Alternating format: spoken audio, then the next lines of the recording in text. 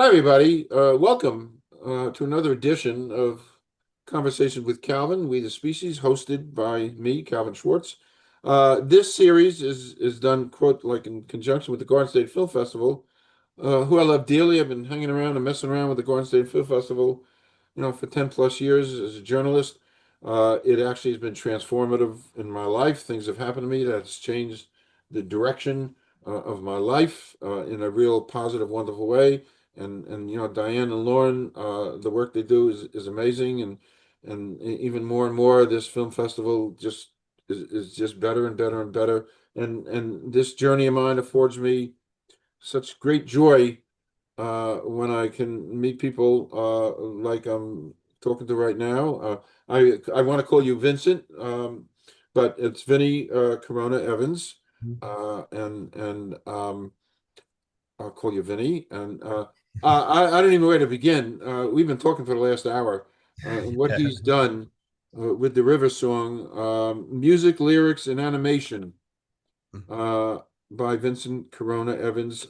And I'm going to show this. It's entered in the artwork here. You can, by the way, you can sit and look at this for hours because really, and we're going to talk all about this, your creativity, and what you do. And I got to tell everybody from the first communication with Vinny a few weeks ago, it's coming, and he told me the energy of this comes from when his family moved to the Tides Motel in the Shark River Hills, and when I saw that, then I knew this is destiny here. Why?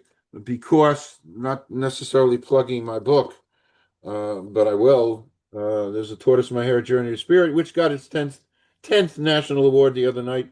Why? Because this is taken, this picture I took on the Shark River jetty. And so this is all born Shark River Hills. So that is one piece of synchronicity that needs to be explored. And that's what we're going to do here. So my monologue, which is not necessarily Johnny Carson-esque, but the monologue is now concluded. Vinny, take it away, do some background stuff, and then we're going to talk about your journey and your roots and stuff. Background stuff. Well, okay. I'm Vincent Corona-Evans, but I go by Vinny, and I'm married, 27 years now. I have an 8-year-old son. My wife, beautiful wife named Mary Beth, as I met in high school. Actually, I met in high school. I met in fourth grade, actually, and I used to draw her pictures. And we wound up, later after that, after high school and her college years, we wound up meeting up, and we had a lot in common. And so, there we are. I'm so primarily right now I teach music, and I've been writing songs since 12, and I put an album together and decided to throw my artwork in as well, because I'm also an artist. I'm an illustrator and graphic designer for also 30 some 40 plus years maybe. And so putting everything together has led me here. So thank you for having me very much. Oh, well, listen, I can't tell you what a thrill. I mean, that whole synchronicity thing, that's, that's a meant to be thing. No, it just is, the Shark River is universe, pretty cool. Yeah. however the universe works, because the Shark River is such a part of my life. Yeah, mine too. Real Mine part of too. my life. And as I told you and a few other people, you know, I was conceived across the street. Uh, so Yeah. can't be any more meaningful and poignant. So let's get to work. Okay. So take us back. What do you remember mostly and vividly from growing up along the Jersey Shore? Oh, along the Jersey Shore. So we were a poor family, and we would go from winter rentals to summer rentals. This was my experience. My sisters are a little bit older, and they remember us kind of having a little bit more stability maybe early on. But for me, we were just moving around. We were very nomadic, and so for the first, I don't know, I remember, like, so 8 years, 9 years of my life, we've been moving around. And so one of those places that we wound up going to was the Tides Motel. Now that my father decided to plant roots there for a couple of years, so he stayed, and then we would move around, kind of like as the hub, all over the place for schooling and for whatever reasons. And that's something, that's still up in the air, and I don't have them to talk to anymore to ask. But I had definitely in going to Shark River. Shark River was one of those places that, like, in the motel was right along the water, and you'd walk out and you just go right to the beach. And I know I thrived out there. I went out there, and it was just, my escape, my exploration, creativity, thought process, the very air of the beach, and this was something that stayed with me forever. I mean, like I'd be going to school in Point, and then on weekends I'd go and see him, and I would just walk around. I did make friends out there, but that was over a period of time, So in the initial stages, this song that I did, the River song, this was definitely based off of, that experience. I mean, it's funny, the shadows like all like, but that's me. That was me basically at 9 years old. So that was it. So really, that environment really fostered your imagination. It did. It did. It definitely did. And it stayed with me through a lot. I mean, even in high school when I was, once we got settled from fourth grade on, actually, I stayed in Point Pleasant Borough. And from that point on, I was writing songs at that point a little bit.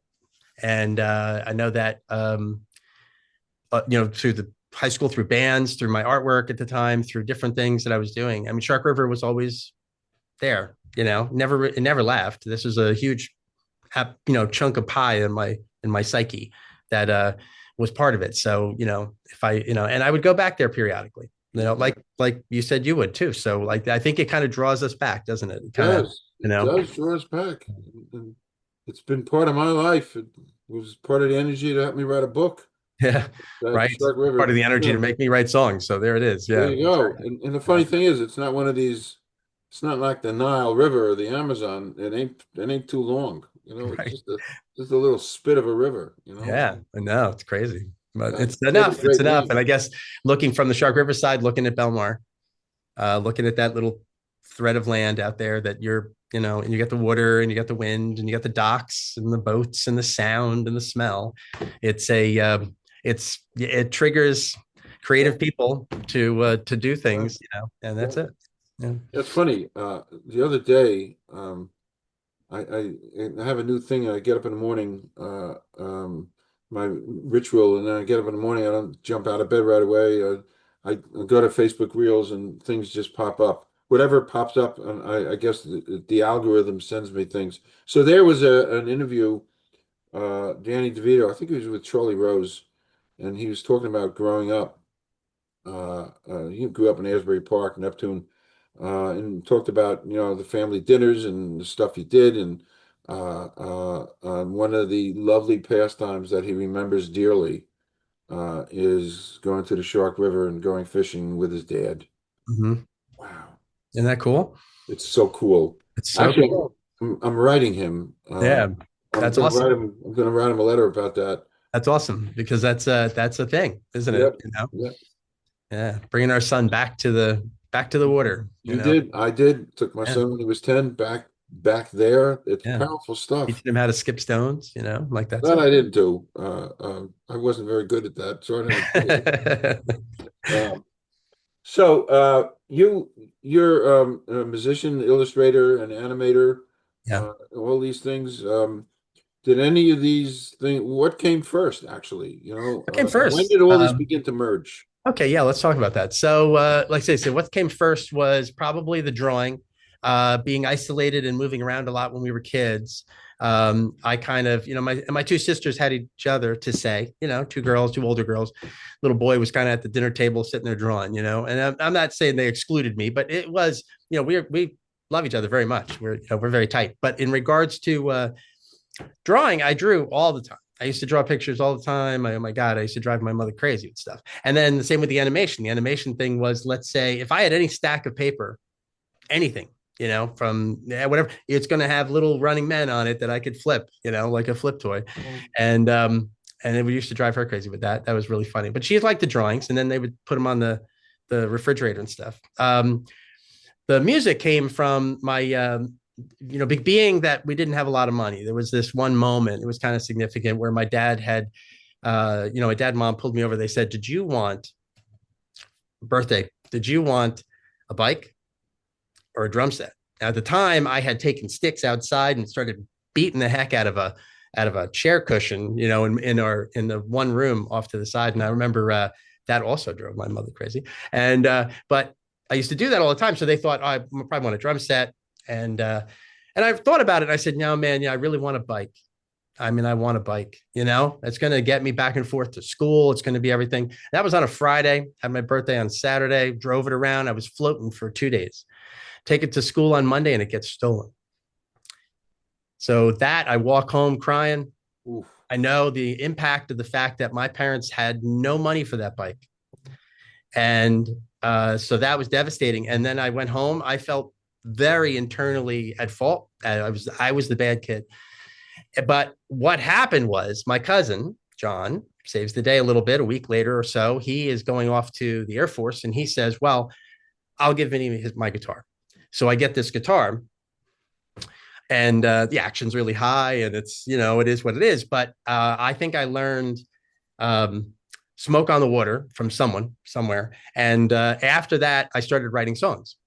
The first song I wrote was about Spider-Man, and I don't remember it, but I remember thinking it was cool. And I thought that I didn't have an adult tell me I couldn't do it. So songwriting kind of developed as it went. And then the artwork was always kind of connected to that, because I'd always make album covers, or I'd make, these big cassette cover things back in the days when we had cassettes, of course, and all this stuff. So it was always kind of in there. I never actually thought about, life goes on, right? I mean, I'm a musician, we're doing stuff, whatever. But then by the time this project happens, I think it really kind of was this song. The River song really was the thing in my adult life that I finally now have put together all this stuff together into one project, Wow. Really, by the way, I'm just kind of digesting and listening to you. Your journey is the kind of stuff they make movies about. Okay, really. cool. Hey, I'm just listening. It really is all these things, these component parts. By the way, if you see me writing, it's because I am writing. Okay, cool. I'm one of the few interviewers, I think, maybe the only interviewer who actually take notes while he's writing, because that's what I do. So Yeah. it's not because I'm not doodling. I'm not disrespecting you. Oh, no. I'm taking notes as you're talking, and things that resonate with me, that are powerful, things that I'll put together in some of the words that I'm going to write about this.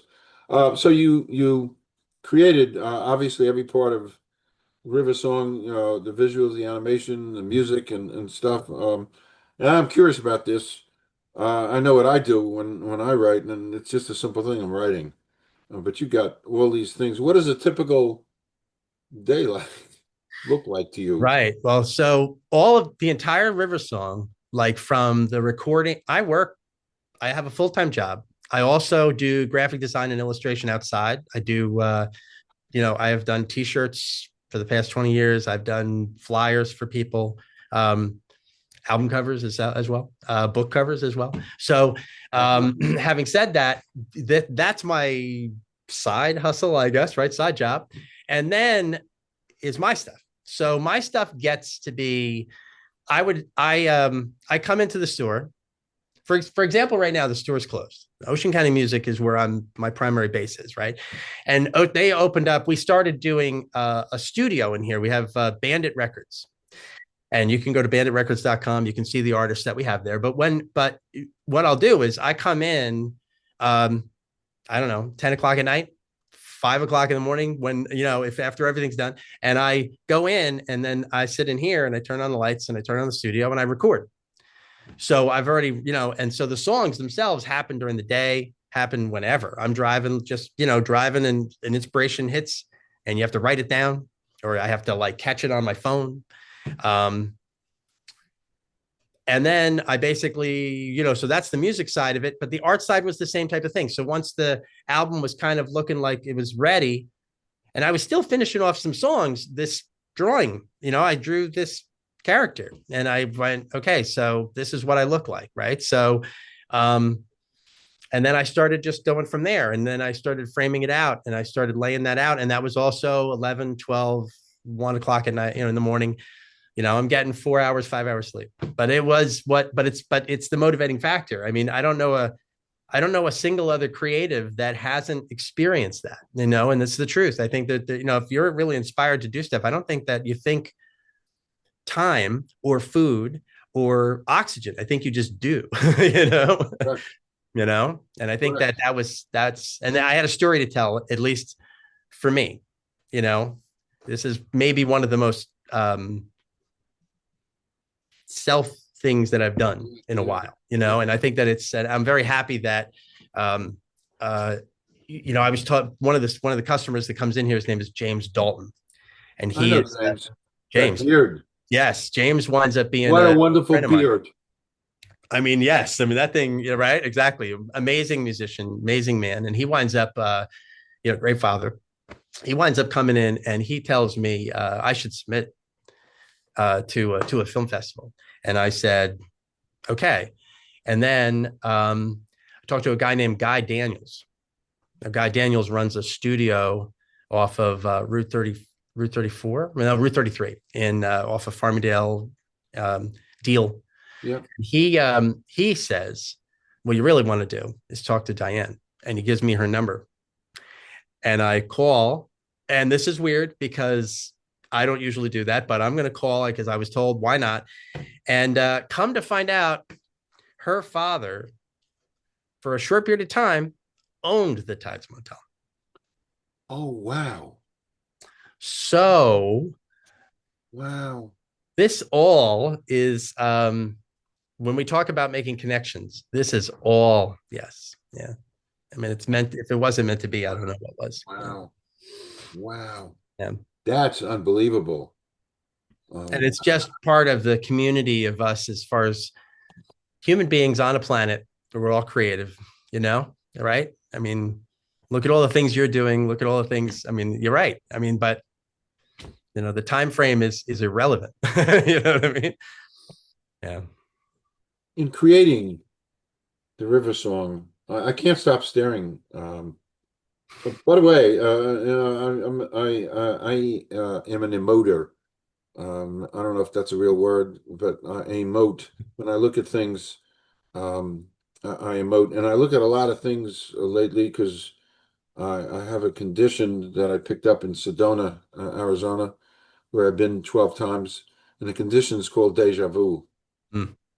And I don't seek any medical help. It's a wonderful condition because when I look at things and pass things, if I pass a farmhouse with trees and shadows, I'll slow down and I'll look at it and I'll say, I've been there before. Mm-hmm. I've been there before. And so when I'm looking, does this character have a name? Am I allowed to ask that? I guess it's Vinny. Oh, okay. Okay. So I'm looking at Vinny I here. think you're looking at me. Yeah, this was like Yeah, I see the same color hair, sort of, kind yeah, of. that's me. My Okay. glasses. I took my mouth away because I used to stutter back then. I still stutter now once in a while, but it was a thing. And I knew that I didn't, as much as I talked to family and friends, I found that it took a while to get that way. And usually, like all of us, I think we feel a little awkward in certain situations, and growing up, we feel awkward. That particular character at that time in my moment of my life was Priceless. yeah. It's a priceless picture. Oh, thank you Now, so I'm much. not just saying it because I'm sitting, sitting across from you. I just keep looking at that. It's just it's a priceless picture, right down to one of the shoelaces untied. Yeah, man. Yeah. It was my life. Yeah, because in my first chapter in my book, I write my character and me in real life. took me till about eighth grade till I was able to tie my shoes. Yeah. Took me So, till about last week for me. and even today, I don't buy shoes that have to be laced. I can't. See, yeah, right. I got to get into that. I know I do. Yep. So, wow, it's great. Uh, okay. And I didn't touch on that, but I'm gonna touch on it now. I'm looking at the shadow. Shadow. I'm looking at the shadow. Vinny, does it represent anything to you personally? There's a lot actually that happens with that shadow. So as I'm drawing this thing, the shadow was immediate. That was an immediate concept. It came with the character. And a lot of times, like just like ask anybody, do we really know where it comes from? Who knows, right? But I don't remember thinking of it before it happened. But as I'm drawing it, the shadow appears, and I instantaneously knew this thing had its own identity. I instantaneously knew this thing was going to represent either the creative side or the exploration side. It was braver than the kid.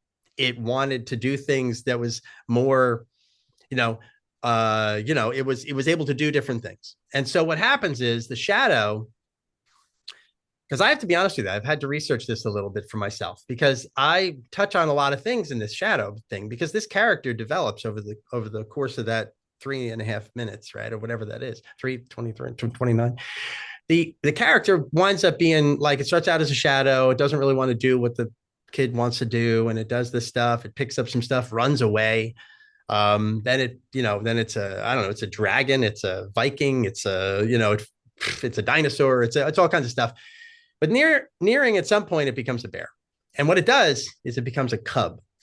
Now that's kind of significant in some sense because what happens is when I'm older, I'm going to admit something. There is the truth that within the past, let's say, not really recently, not within the past year or so, but before that, for about 10 years, and sounds ridiculous, but it's the truth. I would have these dreams of being attacked by a bear.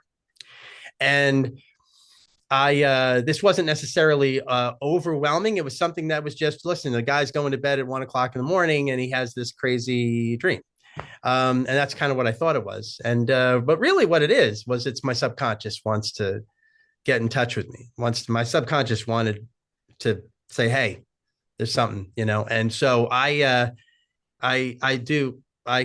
condone therapy. I went and I have been going now for 3 years to a wonderful guy named George. And he kind of expressed to me like what was really going on. And so when I get the idea to draw this thing as a cub, because I said, I've been dealing with this big bear as an adult. It would be really cool if I, at 9, introduced the shadow, my subconscious, as the cub of this thing that's going to grow up with me. And so that's what happens. So what I do is at the end of this video, I have this thing as a cub. And the cub is very cute. It's a cub. And I embrace it because of course I do. Of course I embrace this, my subconscious, And so I address it too in the sense where, when before the shadow is actually a bear, it winds up being a person. We're sitting on a dock and it presses the water and it turns white.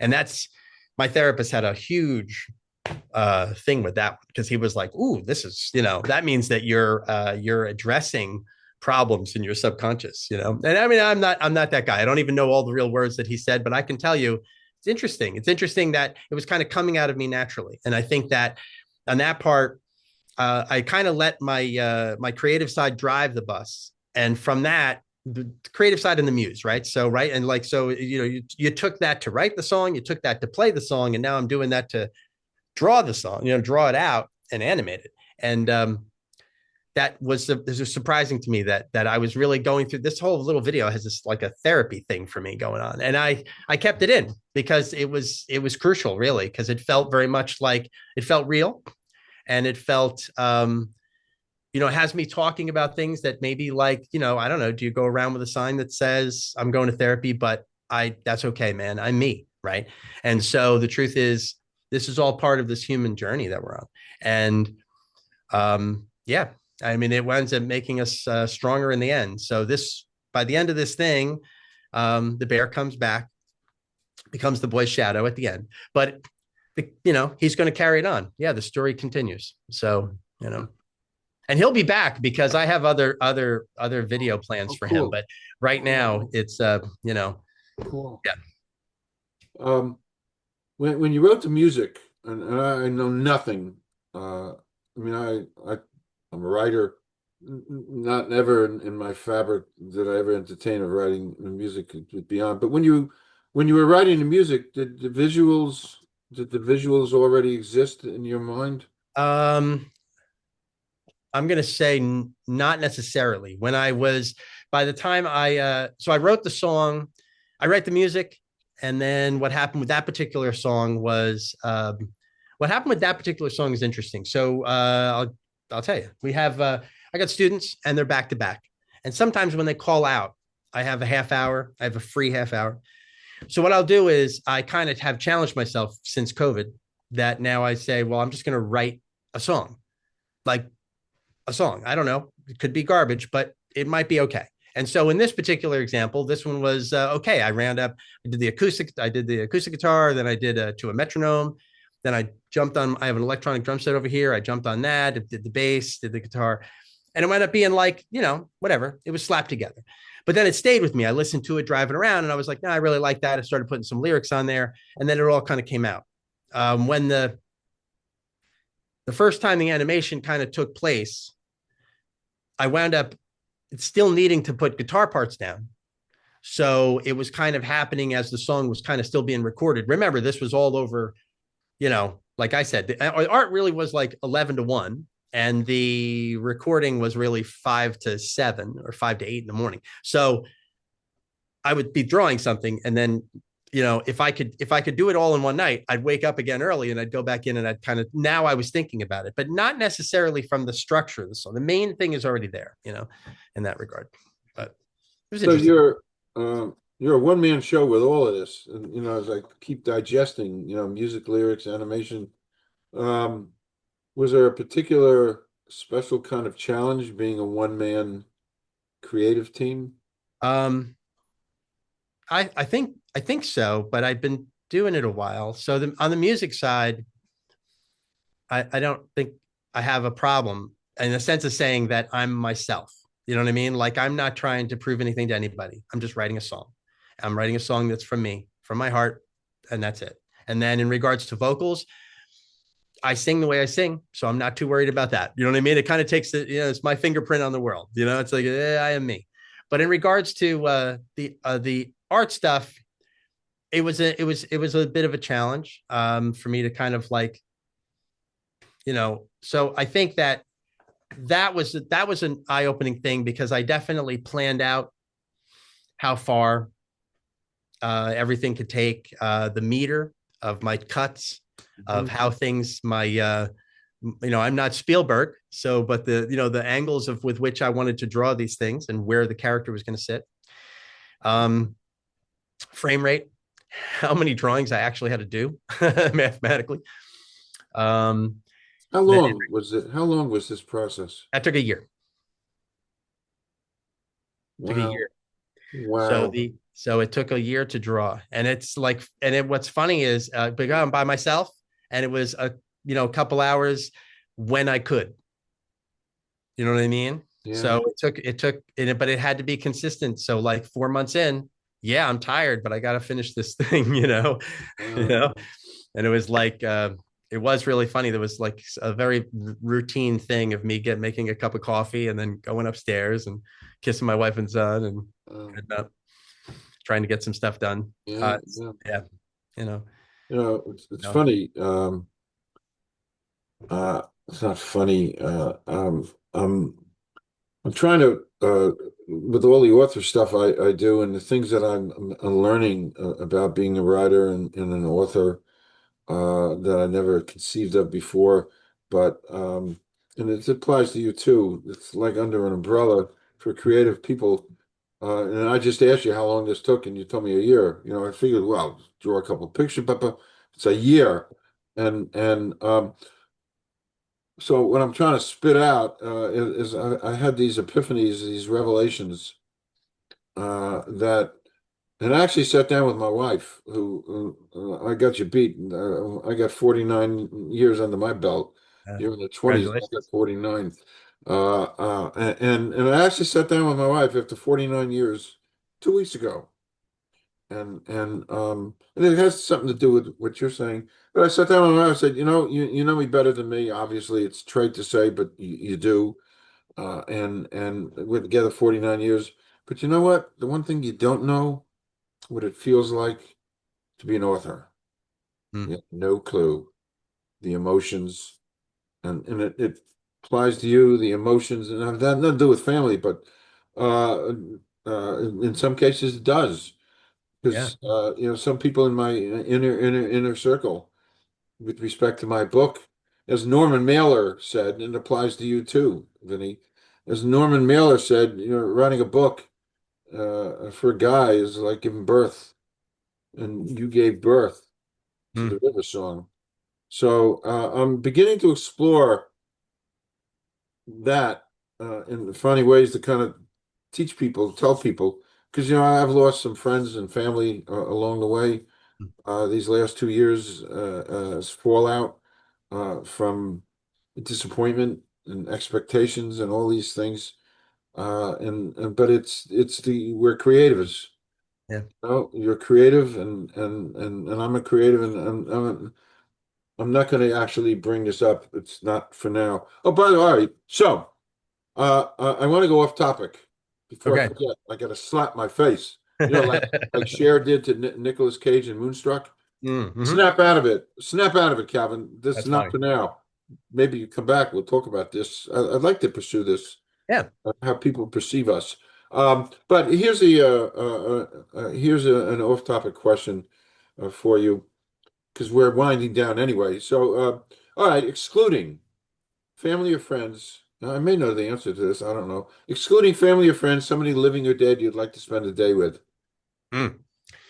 Um, I mean, do I say Jesus? Sure, sure. That's why I said I thought I I knew the mean, I answer. think that would be really great. I've got a bunch of questions. Yeah. Well, I explore that in my book. Yeah. I mean, if he Jesus. can't be Jesus, I'm going to say he passed away recently, but Neil Peart Okay. from Rush. I'm a huge Okay. Rush fan. I would love Okay. to sit there and talk with him. Okay. Um, and how dare I not say another day with my dad? So, Sure. yeah. Sure. Well, I limited to that because it was obvious. Uh, by the way, some interesting stuff. Not for now, but some of the time you can ask me. But my mom hopped out of a picture there Mm. because I listened. I listened because I'm OCD and I wanted to be close to my mom. She's gone, and I wanted to be close. So I listened for 3 days to one of her favorite songs. It was by Mario Lanza, an opera singer out of Philly, died young, and he sang "Only a Rose," and I forgot where it came from. Mm. And so I wanted to be close to my mom, so I listened to "Only a Rose" because I'm OCD for 3 days straight. It kept on, I Yeah. hit that loop thing until my Yep. wife I've done actually that.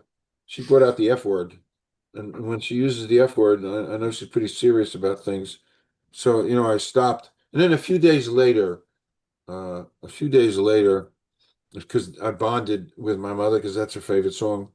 And a few days later, I was texting a friend of mine, Gaetano, a new friend, and we become pretty close. And he asked me something, and blah blah blah, and I wrote something, and he wrote me something back, and I wrote "yup," YUP, on the message thing, and I sent it to him, and I put my phone down.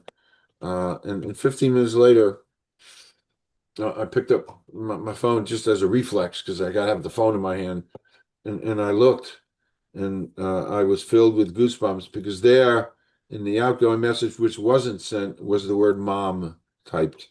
Mm. Yeah, that's a humph. I have no voice activation. I never said mom. Uh, uh, it got typed, so she got permission She got from permission to, yeah, she got she permission. got permission to do that, Mm. and it's That's powerful. it is Uh, powerful. it's Yeah. powerful, and there is no explanation. But anyway, I told you I love this stuff. I know we could talk yeah, I forever. know, and I'm filled with this stuff. I'm so filled with it. So, uh, last question. As people see this and absorb this and take from this, what would you, this last question, what would you want people to feel and think and say? Or I guess first it's a song. So if they like it and it's that, it's something that they like listening to, that's cool. If they like watching it, it's meant to be a little visual journey. It's a video. So it's it's not meant to be too deep. I put some stuff in there, but it's for me. It's very personal for me.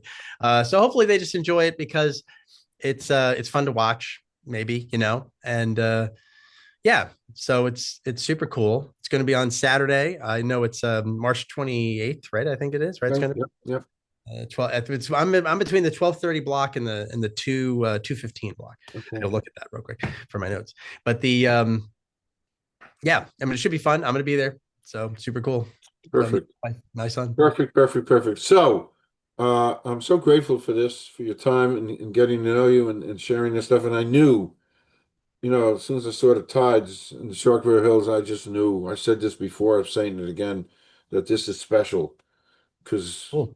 I mean, it's really special. So, forthwith inviting you to come back and we could talk about stuff. Uh, Yeah. I'd love that to Grab a continue this. topic. We could just talk and talk and Yeah. the music stuff. I came out of the '60s, so I'm a bit of a folkie. Yeah. That's And, cool, and, man. Nothing and wrong with that. I'm a folkie, and I love my Peter Paul and Mary and That's cool. Sarah Garfunkel and Judy Collins and all that stuff. And I was a uh, huge Paul Simon fan, so Simon and Garfunkel was oh, definitely. Yeah. oh, I listened to those albums forever. forever. By the way, forever, Yeah. forever. And particularly Kathy's song. Mhm. Great song. Oh, oh. Great song. I know. Oh, is that the power of music? I I marvel agree. I agree. power, and more as I get older and older. I marvel at what music is as you are a musician is a gift to mankind. It's a gift Yeah, to mankind. absolutely. 100%. It Just is. I marvel at that. Sometimes I need a swift kick, and I'll go to Ode to Joy, and Yeah. Beethoven's Sick there, or ninth, I forget what number it is, and I'll listen to Ode to Joy. And boom, I'm kicked and I go back to doing what I got to do because Yeah. it just Reminds you. yeah, and I can't conceive of the mind that can create that Well, piece.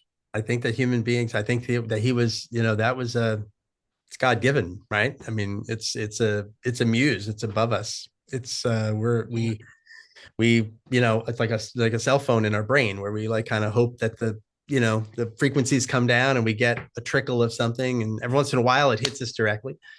I think and some people are really lucky and they get a big stream of stuff, but it's either way. I think we all have, like, again, we're all antennas to that, so I think we all are, and I Yeah, think that you know we could yeah, I mean, whatever moves us, as if you're creative, and even if you're not thinking of it as spiritual, something moves you, right? I mean, you're sitting there just playing or doing something, music or painting or pottery or cooking, or I have no idea what.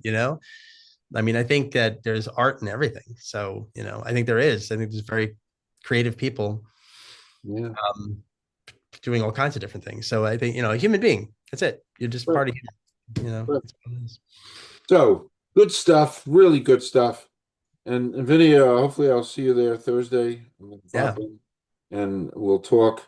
I'm tall, and I stand out like a lighthouse on the Shark River jetty. But thank you so much for this, your Alvin, time thank you. and Thank you. everything. This was great. A lot of fun, man. Uh, don't leave. We'll do a 30-second wrap.